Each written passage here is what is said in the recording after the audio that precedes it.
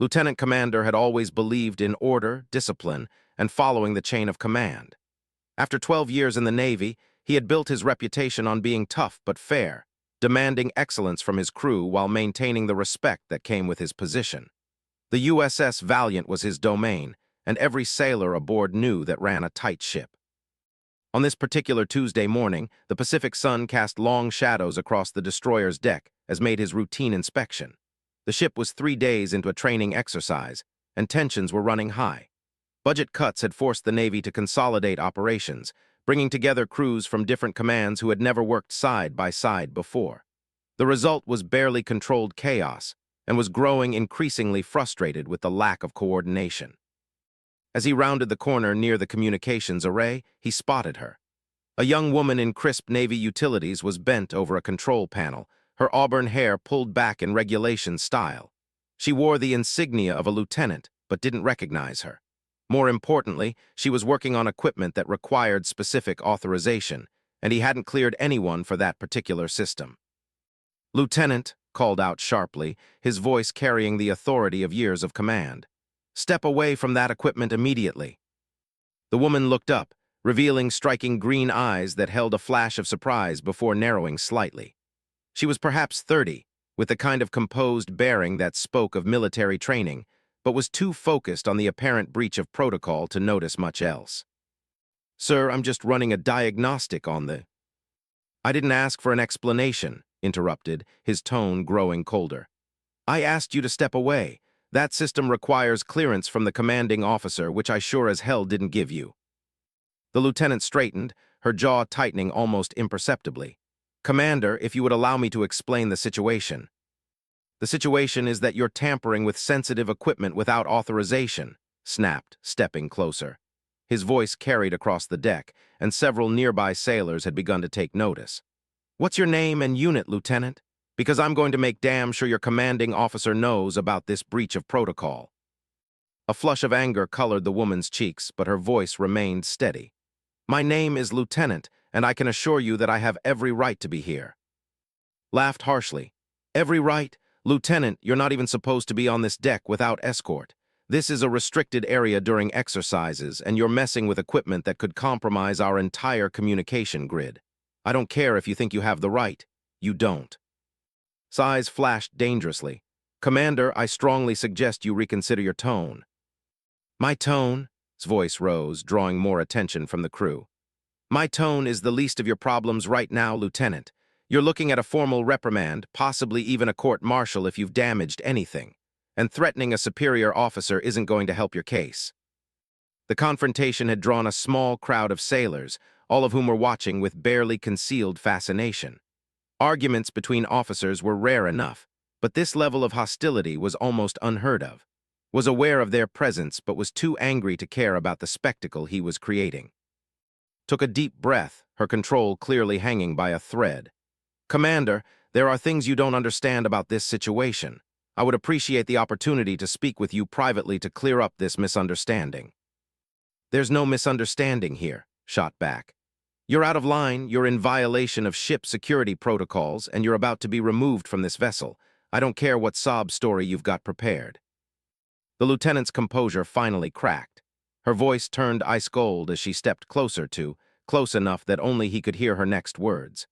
"Commander, you are making a very serious mistake right now. I'm giving you one last chance to step back and reassess this situation before you say something you'll regret for the rest of your career." Saw the warning in her eyes, but misinterpreted it entirely.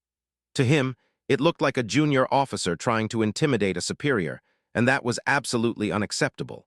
His military pride, already wounded by the chaos of the joint exercise, flared into full-blown rage. "Are you threatening me, Lieutenant?" His voice carried clearly across the deck now, ensuring that everyone within 50 yards could hear every word. "Because if you are, you've just bought yourself a one-way ticket to the brig. I've had enough of your insubordination, your attitude, and your complete disregard for military protocol." His face had gone pale, but her eyes burned with a fury that was too angry to recognize as genuine authority rather than defiance. She opened her mouth to speak, but wasn't finished.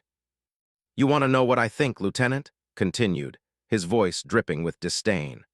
I think you're exactly the kind of officer that's wrong with the modern Navy. You think your gender entitles you to special treatment, you think rules don't apply to you, and you think you can intimidate your way out of consequences when you get caught. The words hung in the air like a physical blow. The assembled sailors shifted uncomfortably, several of them looking genuinely shocked at their commander's words. His face had gone completely white, and for a moment felt a flicker of uncertainty, but his pride pushed him forward. You're a disgrace to the uniform, Lieutenant. You're unprofessional, insubordinate, and frankly, I question whether you have any business serving on a fighting ship. Maybe you'd be better suited to a desk job somewhere where your attitude can't get real sailors killed. The silence that followed was deafening, stared at with an expression that was equal parts shock and white-hot fury. When she finally spoke, her voice was barely above a whisper, but it carried clearly in the sudden quiet. Commander, you have just made the biggest mistake of your military career. Felt his first real twinge of doubt, but his anger overrode it. The only mistake here was letting you aboard my ship in the first place. Chief, he called to his senior enlisted man, who had appeared at the edge of the crowd. Escort Lieutenant to the brig. She's under arrest for insubordination, threatening a superior officer, and unauthorized access to classified systems. Chief, a veteran of 20 years who had seen enough military politics to recognize danger when he saw it, hesitated. Sir, are you sure about this? I'm damn sure, Chief. Take her away. As was led away, her head held high despite the humiliating circumstances, she turned back to look at one last time. You'll be hearing from me very soon, Commander. Very soon indeed. Watched her go, his anger slowly giving way to a nagging sense that something wasn't quite right. The way she carried herself, the absolute certainty in her voice when she'd warned him, the fact that she'd known his name before he'd introduced himself, all of it suggested that there was more to Lieutenant than met the eye. But his pride wouldn't let him reconsider. He'd made his decision, and he would stand by it. After all, he was the commanding officer of the USS Valiant, and no junior officer, regardless of gender or attitude, was going to challenge his authority on his own ship. As the crowd dispersed and normal operations resumed, tried to push the incident from his mind. He had a ship to run and an exercise to complete. Whatever consequences might come from his confrontation with Lieutenant, he would face them when the time came. He had no idea that the time was coming much sooner than he thought, and in a way that would shake the very foundations of everything he believed about the Navy, authority, and his own place in the military hierarchy. The woman he had just humiliated in front of his crew wasn't just any lieutenant. She was someone whose presence on his ship had significance far beyond anything he could imagine. The USS Valiant continued its course through the Pacific, but everything was about to change in ways he never could have anticipated. 2 hours after the incident, was in his quarters reviewing exercise reports when his secure phone rang. The caller ID showed a number he didn't recognize, but the encryption level indicated it was coming from very high up the chain of command. He answered with his standard professional greeting. Commander speaking. Commander, this is Captain from Pacific Fleet Operations. You need to release Lieutenant immediately and report to the Admiral's conference room aboard the USS Enterprise at 1400 hours. A helicopter will be on your deck in 20 minutes. Felt his stomach drop.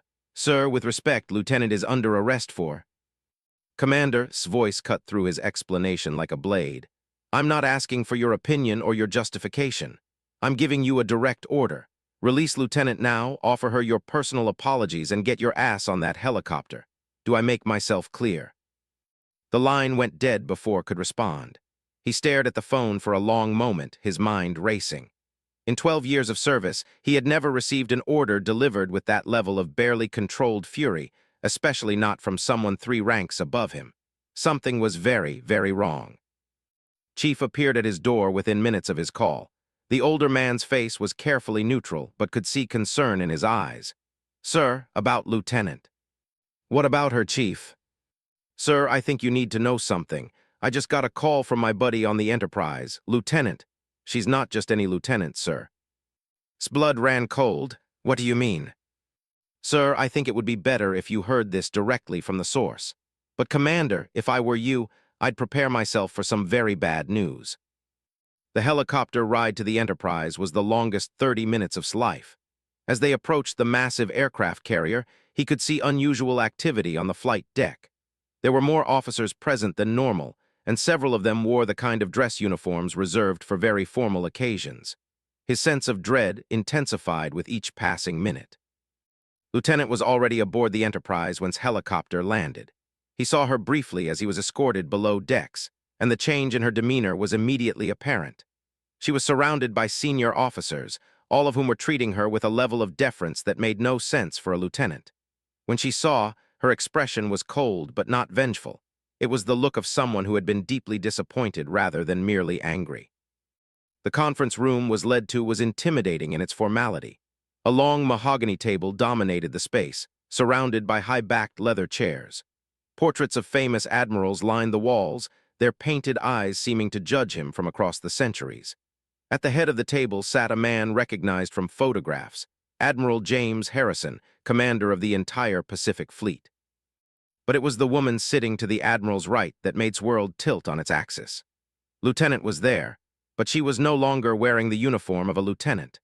Instead, she wore the crisp whites of a full admiral, complete with the 4 stars that indicated she was one of the most powerful officers in the entire United States Navy. Felt like he might faint. The room seemed to spin around him as the full magnitude of his mistake crashed down like a tsunami. He had arrested, humiliated, and verbally abused a 4-star admiral. His career wasn't just over, it was obliterated so completely that there wouldn't even be wreckage left to examine. Admiral Harrison's voice cut through shock. "Commander, I'd like you to meet Admiral, the newly appointed commander of Pacific Naval Operations. Perhaps you two have already been introduced." His mouth moved, but no sound emerged. "Admiral, dear God," Admiral looked at him with an expression that was professional but unmistakably cold. When she spoke, her voice carried the absolute authority that should have recognized hours earlier. "Commander and I did meet earlier today, Admiral Harrison. It was quite an enlightening encounter." "Indeed," Harrison continued, his tone suggesting that he had been thoroughly briefed on the day's events. "Admiral was conducting a routine inspection of joint exercise operations when she encountered some resistance from your crew, Commander." Finally found his voice, though it came out as barely more than a whisper.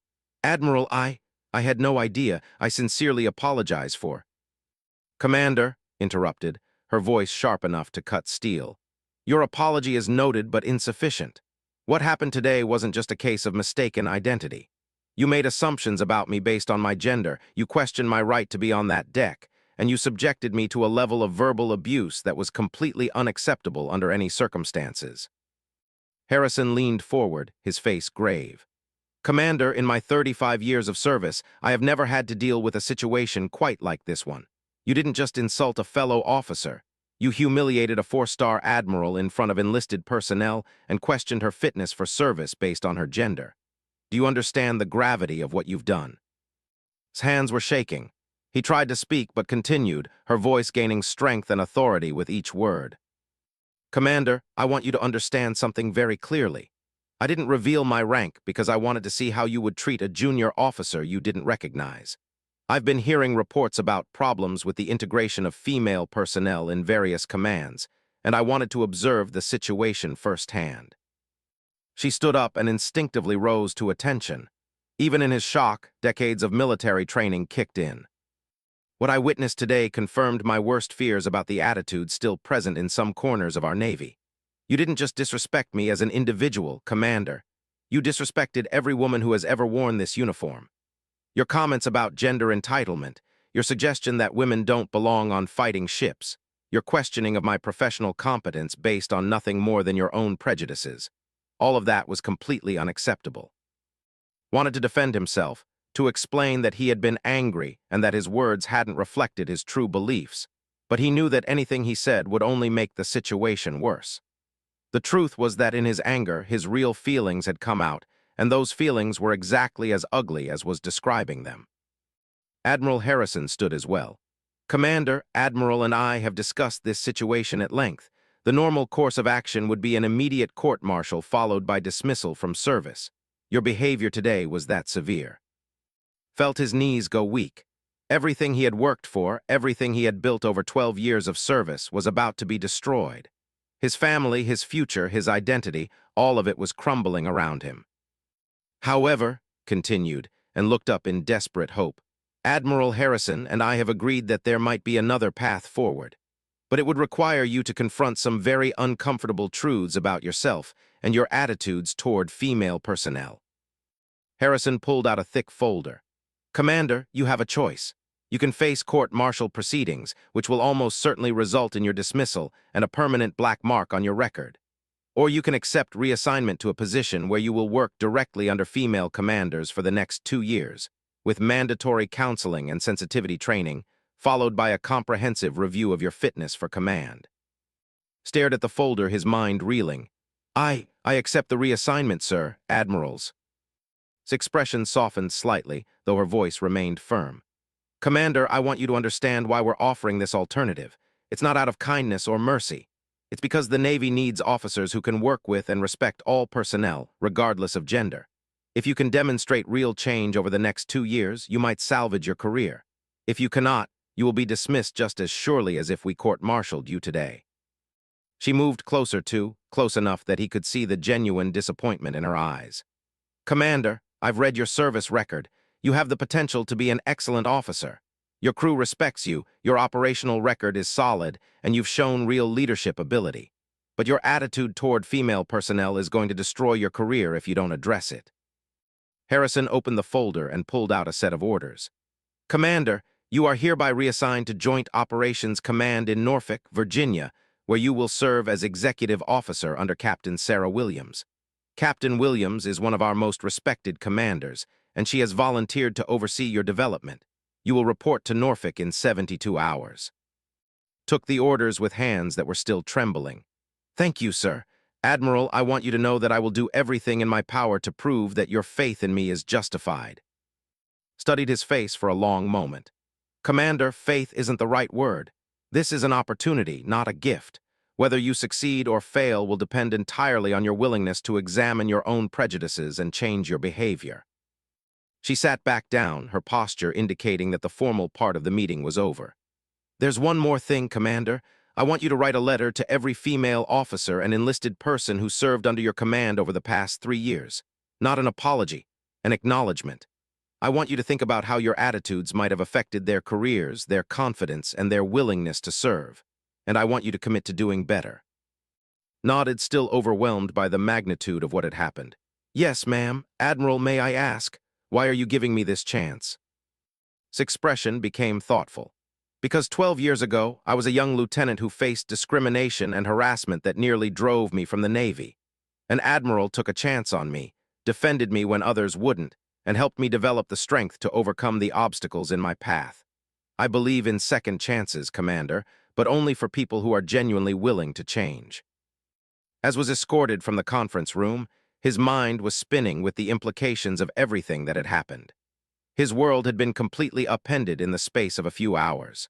The woman he had humiliated and arrested was not only a 4-star admiral, but someone who was now directly responsible for his future in the Navy. But as the shock began to wear off, another emotion began to emerge: genuine remorse. For the first time, began to truly consider how his words and attitudes might have affected the women under his command over the years. How many talented officers had he overlooked or undervalued? How many had faced unnecessary obstacles because of attitudes like his? The helicopter ride back to the USS Valiant was very different from the trip to the Enterprise. Spent the time thinking not about his own career, but about the women who had served under him and what they might have endured. By the time he landed on his ship's deck, he had begun to understand that Admiral's offer wasn't just about saving his career. It was about becoming the kind of officer the Navy actually needed. 18 months later, Commander stood in the Operations Center of Joint Operations Command Norfolk, reviewing tactical displays with his commanding officer, Captain Sarah Williams. The transformation in both his professional approach and personal outlook had been profound, though the journey had been far more difficult than he had initially imagined. The first few months at Norfolk had been a brutal awakening. Captain Williams had immediately made it clear that his reassignment wasn't a punishment detail. It was a proving ground. She ran one of the most demanding commands in the Navy, coordinating complex multi-service operations across 3 theaters of operation. The work was intellectually challenging, operationally critical, and required the kind of collaborative leadership that had never been forced to develop. More challenging than the work, however, was confronting the reality of his own prejudices. The mandatory counseling sessions had been uncomfortable but revelatory. Doctor, a former Navy psychologist who specialized in helping military personnel address unconscious bias, had forced to examine not just his actions, but the underlying beliefs that had driven them. "Commander," she had said during one particularly difficult session, "you keep talking about Admiral's encounter as if it was an isolated incident brought on by stress and unusual circumstances. But your service record tells a different story." She had pulled out a thick file containing fitness reports, performance reviews, and personnel evaluations from his 12 years of service. The pattern, once she pointed it out, was undeniable. Female officers under his command consistently received lower evaluation scores than their male counterparts, even when their objective performance metrics were superior. Women were less likely to be recommended for advanced training or leadership positions. Several promising female officers had requested transfers away from his commands. "Commander," Doctor had continued, "the evidence suggests that what happened with Admiral wasn't an aberration. It was the culmination of years of unconscious bias that affected your leadership decisions. The question isn't whether you're a bad person. The question is whether you're willing to do the hard work of changing patterns of behavior that you've developed over more than a decade." That realization had been devastating but necessary. Had spent weeks going through his old command decisions, identifying instances where gender bias might have influenced his judgment. He had written the letters Admiral requested, reaching out to former female subordinates not to apologize, but to acknowledge his failures and ask for their honest feedback about their experiences under his command. The responses had been eye-opening. Lieutenant Commander Jessica Torres, who had served as his operations officer 3 years earlier, wrote back with brutal honesty about how his lack of confidence in her abilities had nearly caused her to leave the Navy. Petty Officer First Class Maria Santos described feeling invisible in command meetings despite having the best analytical mind in the unit. Chief Petty Officer shared how casual comments about women's suitability for combat roles had created a hostile environment that affected not just her, but every female sailor under her supervision. But there had been positive responses, too. Several officers wrote that they had seen potential in and hoped he could overcome the limitations that had prevented him from being the leader they knew he could become. Those letters had been both encouraging and humbling, reminding that his personal growth wasn't just about his own career.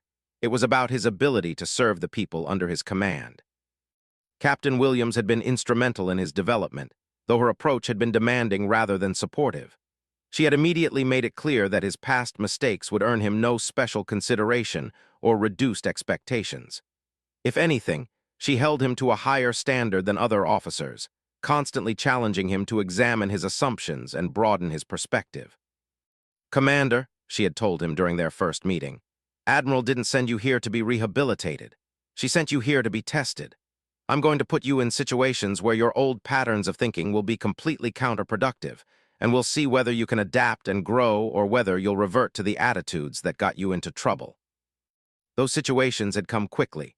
Found himself working with female officers from all branches of the military, many of whom outranked him, and all of whom were exceptionally capable. Major Lisa from the Air Force had initially viewed him with suspicion, having heard about his reassignment through military gossip networks.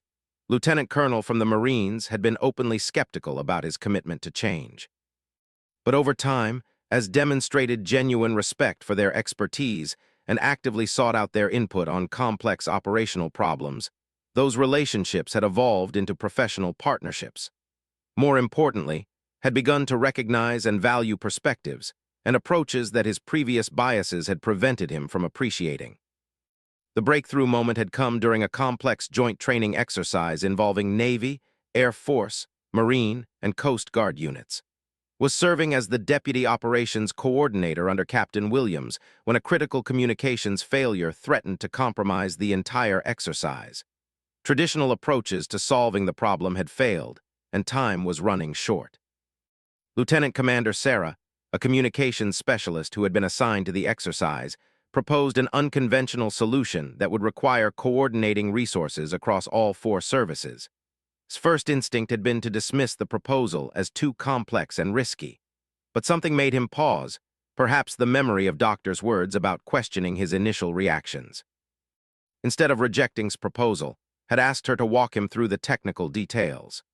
As she explained her reasoning, he realized that her approach was not only feasible, but significantly better than anything the senior officers had proposed.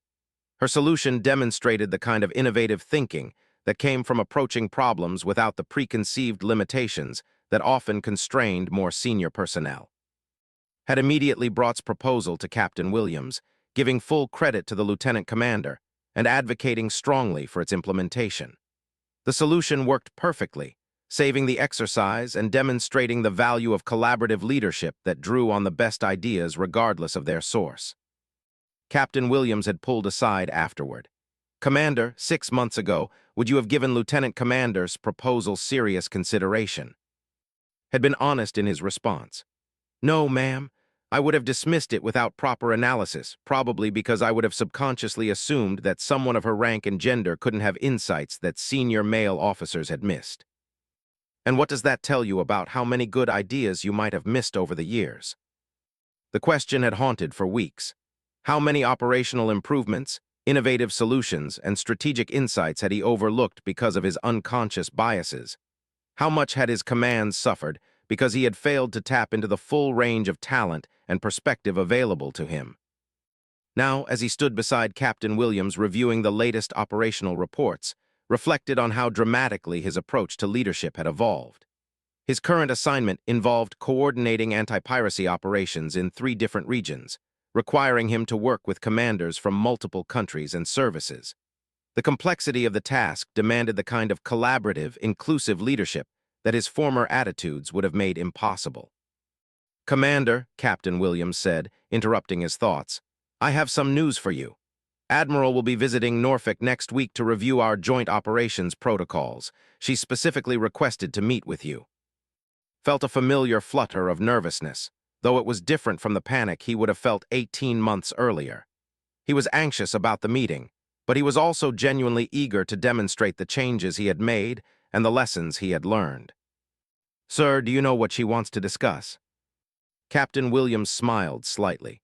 "I think she wants to see whether the investment she made in your development has paid off. Commander, I want you to know that I've been very impressed with your growth over the past 18 months. You've become the kind of officer I'm proud to have serving under my command." The praise meant more to than any commendation or fitness report he had ever received. Captain Williams was notoriously demanding and sparing with positive feedback. Her words represented not just professional approval, but acknowledgement that he had fundamentally changed as a leader and as a person. When Admiral arrived at Norfolk the following week, was surprised by his own reaction. Instead of the fear and shame he had felt during their last meeting, he felt a genuine sense of gratitude. His decision to offer him a chance for redemption rather than ending his career had given him the opportunity to become a better officer and a better person. The Admiral had aged slightly in the 18 months since their confrontation, but she carried herself with the same authority and presence that had been too blind to recognize on that fateful day aboard the USS Valiant. When she entered the conference room where was waiting, he stood at attention with genuine respect rather than fearful obligation. "Commander," Admiral said, her tone professional but not unfriendly, "please sit down. I've been following your progress here at Norfolk, and I wanted to hear directly from you about your experiences." Had prepared for this moment, but as he looked across the table at Admiral, he realized that no preparation could really capture the complexity of what he had learned. "Admiral, I want to begin by saying that the opportunity you gave me has been transformational, not just professionally, but personally. I understand now that what happened on the USS Valiant wasn't an isolated incident of poor judgment. It was the result of unconscious biases that had been affecting my leadership for years." Nodded, her expression attentive. "Tell me about the most important thing you've learned." Considered the question carefully. "Admiral, the most important thing I've learned is that effective leadership requires recognizing and utilizing the full range of talent and perspective available to you. My previous biases didn't just harm the female officers under my command. They made me a less effective leader by limiting my ability to make the best possible decisions." He paused, gathering his thoughts. "I used to think that leadership meant having all the answers and maintaining authority through dominance. But working with Captain Williams and the outstanding officers here at Norfolk has taught me that real leadership means creating an environment where the best ideas can emerge. regardless of their source. Admiral leaned forward slightly.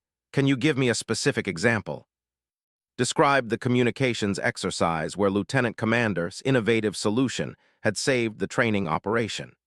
He explained how his initial instinct had been to dismiss her proposal, and how recognizing that instinct had allowed him to reconsider his approach. But the real lesson, continued, wasn't just about that one exercise. It was about recognizing how many times over the years I had made similar mistakes without even realizing it. How many talented officers I had undervalued, how many good ideas I had missed, how many opportunities for excellence I had squandered because of my own limitations. Was quiet for a long moment, studying's face. When she spoke, her voice was thoughtful. Commander, when I made the decision to offer you this alternative to court-martial, I wasn't sure whether you would be able to make the kind of fundamental changes that were necessary. Many people, when confronted with their own biases, become defensive and resistant rather than genuinely reflective. She stood and moved to the window, looking out at the busy Norfolk harbor. But Captain Williams tells me that you've not only changed your own approach, you've become a positive influence on other officers who are struggling with similar issues. Is that accurate? Felt a flush of pride, but also responsibility. Admiral, I've tried to share what I've learned with other officers who might benefit from it, not in a preachy way, but by example and through honest conversation when the opportunities arise. Turned back to face him. Commander, I have a proposition for you. Your 2-year reassignment is almost complete, and you're eligible to return to ship command. But I'd like you to consider a different path. She returned to her seat, her expression serious. We're developing a new leadership development program focused on inclusive command practices. The program would involve training promising officers to recognize and overcome the kind of unconscious biases that affect decision-making at all levels. We need someone to help design and implement the curriculum, someone who understands these issues not just intellectually, but from personal experience. Was stunned.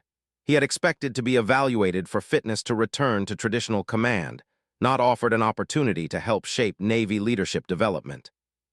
Admiral, I'm honored by your confidence, but are you sure I'm the right person for such a responsibility?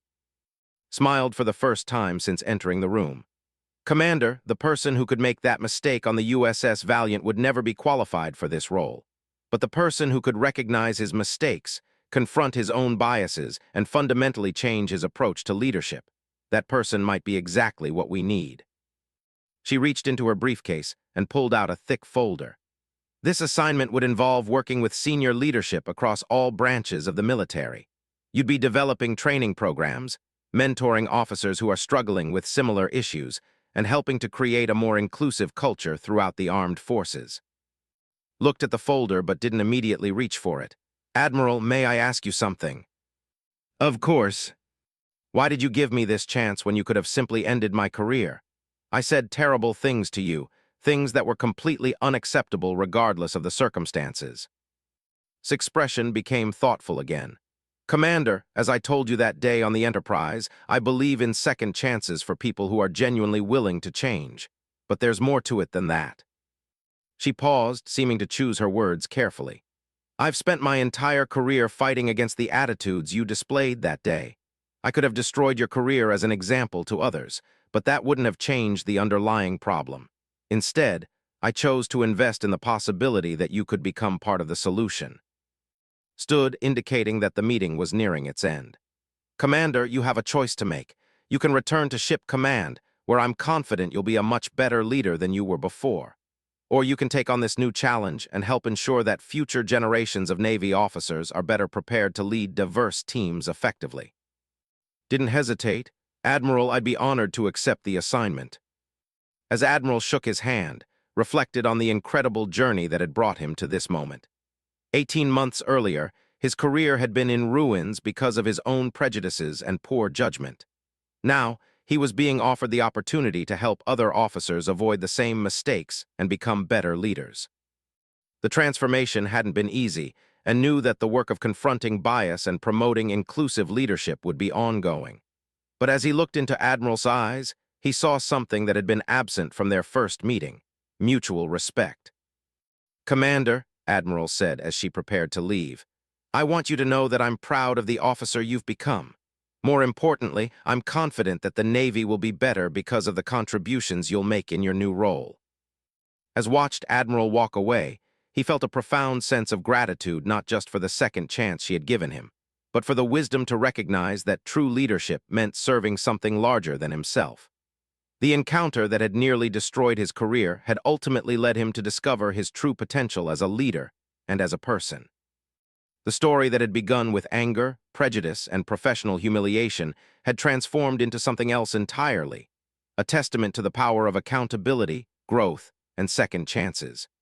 Commander had learned that the strongest leaders are not those who never make mistakes, but those who have the courage to confront their failures and emerge as better people because of them.